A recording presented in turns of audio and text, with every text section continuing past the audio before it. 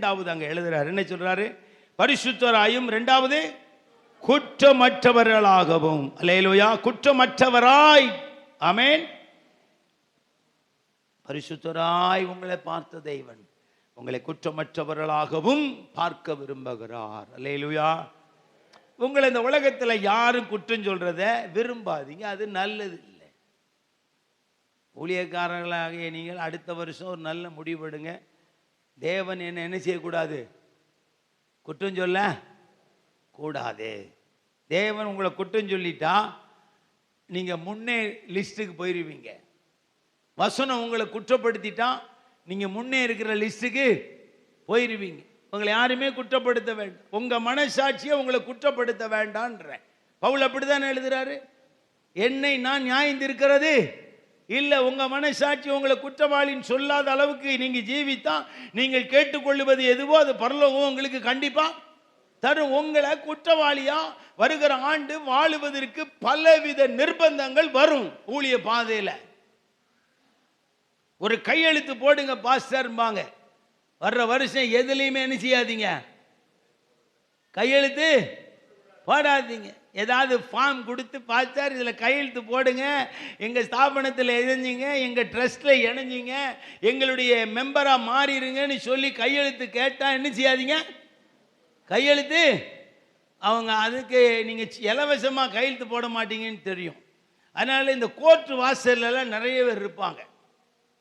Court வாசலில் நிறைய பேர் கையெழுத்து போட்டு ஜாமீன் சொல்லுவதற்கு நிறைய பேர் அவங்களுக்கு 1000 ரூபா 500 ரூபா. உங்களுடைய குற்றம் உங்கள் குற்றத்துக்கு ஏற்ற மாதிரி உங்களை ஜாமீன் கையெழுத்து போகிறதுக்கு நிறைய பேர் இருப்பாங்க. இந்த ஆர்டிஓ ஆஃபீஸ்லேயும் அப்படி தான் இருப்பாங்க. ஆமென். உங்களுக்கு டாக்டர் சர்டிஃபிகேட் கொடுக்கறதுக்கு அங்கே ஒரு டாக்டரே அங்கே நிற்பார்.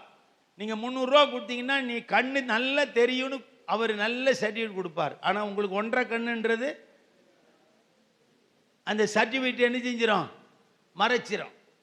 அந்த மாதிரி உங்களுக்கு மாதம் 2000 ரூபா தரேன் நீங்கள் கையெழுத்து போடுங்கன்னு ஒன்று என்ன செஞ்சிடாதீங்க, போட்டுறாதீங்க. இவங்க போட்டவங்க நிறைய பேர் இருக்கிறாங்களா. 1000 ரூபா தரேன் கையெழுத்து போடுங்க, 2000 ரூபா தரேன் கையெழுத்து போடுங்கன்னா அவன் திருடி 10,000 ரூபா திருடி உங்களுக்கு 1000 ரூபா தர்றான். ஏன் இந்த மாதிரி அவனையும் திருடனாக்கி உங்களையும் குற்றவாளியாக்குறீங்க? வேண்டாம். ஆண்டவர்கிட்ட கேளுங்க, ஆண்டவர் தருவாருங்க. நீங்க நினைக்கலாம் பார்த்து இஸ்ரேல் ஜெயக்குமார் செல்வமா வாழ்றாரு அதனால அப்படி பேசுறாருல்ல. 10 பைசா மிச்சம் பிடிக்கிறதுக்கு 2 கிலோமீட்டர் ஸ்டேஜ் தாண்டி பஸ் ஏறிக்கிட்டு இருந்தவன் நான். ஆமென் ஆமென். பல வருஷங்களா குழம்பு வைக்க காசு இல்லாம வெறும் கீரையை 25 பைசாக்கு வாங்கி அவிச்சு ரேஷன் அரிசி சோறு பொங்கி கீரையை சாப்பிட்டு வளர்ந்தவன். எனக்கு கஷ்டம்னா என்னன்னு தெரியும். 14 வயதுல சென்னையில் நான் லக்கேஜ் சுமந்து 50 பைசா வாங்கின ஞாபகம் எனக்கு இருக்கு. என்னுடைய கஷ்டத்தெல்லாம் நான் சொல்றது இல்லை. நிறைய படிகளை தாண்டி வந்திருக்கிறோம். நான் தாண்டின படியெல்லாம் வெளியே சொல்ல வேண்டிய அவசியம் இல்லை. எனக்கு தேவனே எனக்கு எல்லாமா இருக்கிறார். அல்லேலூயா. என் கஷ்டத்தை சொல்லி ஒருத்தட்ட நன்மை பெறணும்னு நான் இதுவரைக்கும் யோசித்ததில்லை, சிந்தித்ததில்லை. நான் குற்றமற்றவனா வாழணும்னு என் எஜமா நினைக்கும் போது நான் குற்றமற்றவனா வாழ்ந்து விட்டால் எனக்கு நல்லது தானே. ஆமென். உங்க மனைவி உங்க மேல குற்றம் சொல்ற மாதிரி வாழாதீங்க. உங்க புருஷன் உங்க மேல குற்றம் சொல்ற மாதிரி வாழாதீங்க. உங்க மகன் உங்க மருமக உங்க மேல குற்றம் சொல்ற மாதிரி வாழாதீங்க. உங்க பிள்ளைங்க உங்க மேல குற்றம் சொல்ற மாதிரி வாழாதீங்க. எதுக்கு அப்படி வாழ்றீங்க? ஊழியக்காரர் குற்றமற்றவர்களா இருக்கணும்னு கர்த்தர் உங்களை நிர்ணயம் பண்ணும் போது உங்க மருமக உங்களை குற்றப்படுத்துறது, உங்க மருமக உங்களை குற்றப்படுத்துறது, உங்க பையன் உங்களை குற்றப்படுத்துறது, உங்க பொண்ணு உங்களை குற்றப்படுத்துறது, உங்களுடைய மனைவி உங்களை குற்றப்படுத்துறது, உங்களுடைய புருஷன் உங்களை எதுக்கு ஐயா இது? யாருமே இந்த பூமியில நம்மளை குற்றப்படுத்த வேண்டிய அவசியம் இல்லை. அப்படி வாழணும்னு விரும்புறாரு.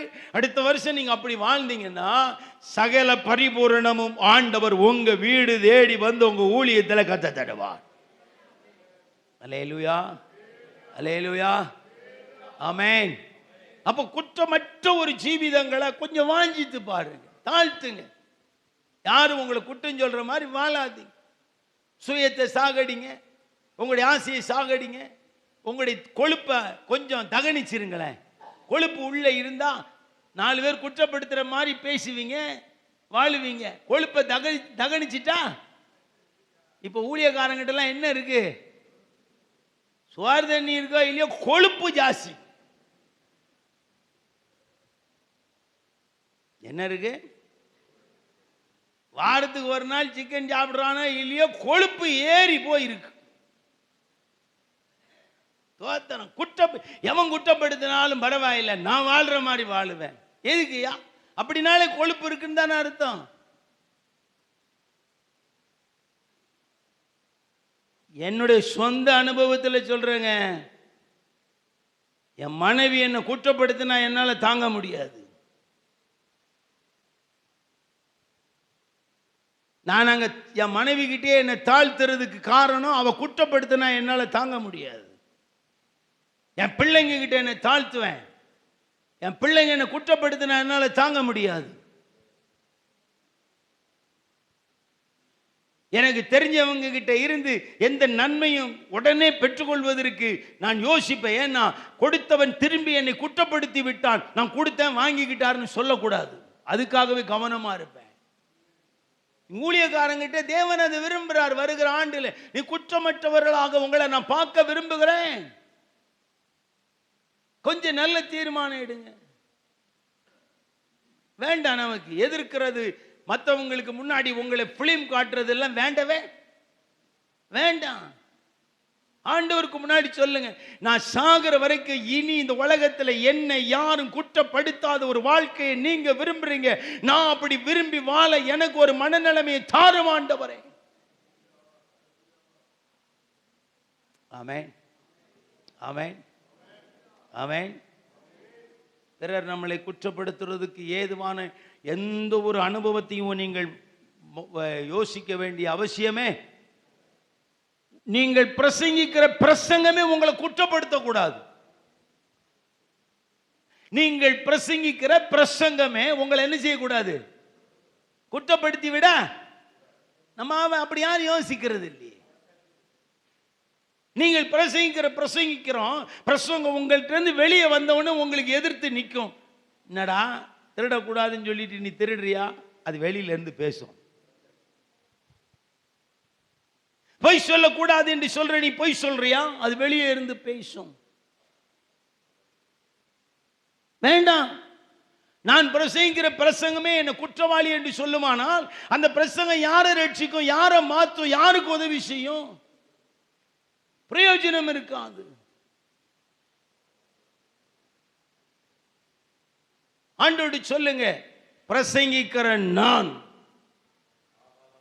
ஆகாதவனாய் போகாதபடி என் பிரசங்கம் என்னை குற்றப்படுத்துவதை நான் என்ன செய்யல, விரும்பல ஆண்டவரே.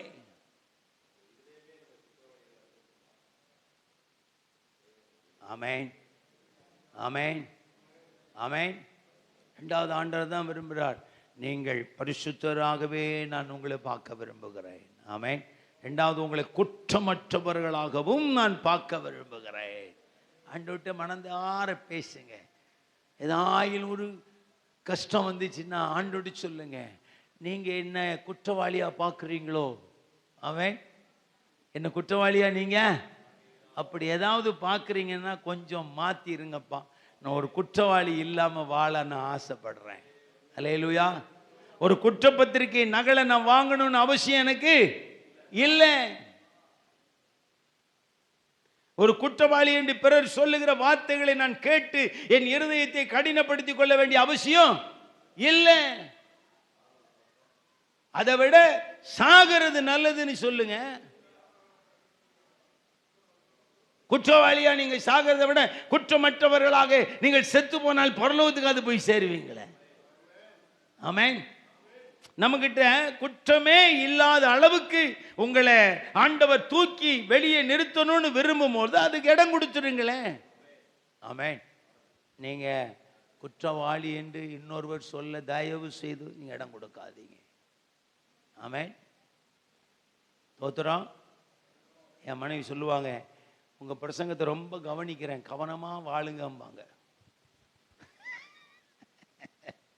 யாரு இது யூடியூப்பில் வர்றதுனால அவங்க சொல்லுவோம், எப்பா நீங்கள் முந்தி மாதிரி இல்லைப்பா, நான் உங்கள் பிரசங்கத்தை ரொம்ப கவனிச்சிட்டே இருக்கேன், அதனால் இங்கே நீங்கள் கரெக்டாக வாழணும்பாங்க. ஆமென் ஆமென். அழிவீங்களா? உங்கள் பிரசங்கத்தை முந்தியாவது அப்படி இல்லை, இங்கே பிரசங்கம் பண்ணால் மனைவிக்கு தெரியாது, பிள்ளைக்கு தெரியாது. இப்போ யூடியூப்பில் வந்தோடனே மனைவி பிள்ளைங்க பார்த்துருந்தாங்க. இந்த கவுண்டரில் இருக்கிறவங்க பேசிக்கிட்டே இருக்காங்க, பிரசங்கத்தை கவனிங்களேன். கவுண்டரில் இருக்கிறவங்க பிரசங்கத்தை கவனிங்க, நீங்கள் பேச வேண்டாம், வீட்டில் போய் பேசுங்க. தோத்திரம். அல்லேலூயா ஆமென். அங்கே 5-6 பேர் இருக்கீங்களா, எல்லாம் இங்கேயே கவனிங்க. இந்த பிரசங்கெல்லாம் திரும்ப கிடைக்காது, வசனம் கிடைக்கும், வெளிப்பாடு கிடைக்காது. ஆமென். அதனால உங்க பிரசங்கமே உங்களை குற்றவாளி என்று சொல்லாத அளவுக்கு பிரசங்கம் பண்ணணும்னு ஆசைப்படுங்க. உங்க தேவன் தந்த குடும்பம் உங்களை குற்றவாளி என்று சொல்ல வேண்டிய அவசியம் இல்லாதவளுக்கு வாழுங்க. உங்க ஜனங்க, நீங்க ஆத்தும அறுவடை பண்ணி வச்சிருக்கிற ஜனங்க, எங்க பாஸ்டர் இப்படிதான், எங்க பாஸ்டர் மனைவி இப்படிதான் குற்றம் சொல்ற அளவுக்கு என்ன செய்யாதீங்க, வாழாது. ஏன்னா தேவன் சொல்றார், உங்களை குற்றமற்றவர்களாய் நான் பார்க்க விரும்புகிறேன். ஆமென். நீங்கள் யாராயிருக்க நான் விரும்புகிறேன்? பரிசுத்தராயிருக்க விரும்புகிறேன். நீங்கள் குற்றமற்றவர்களாயிருக்க விரும்புகிறேன்.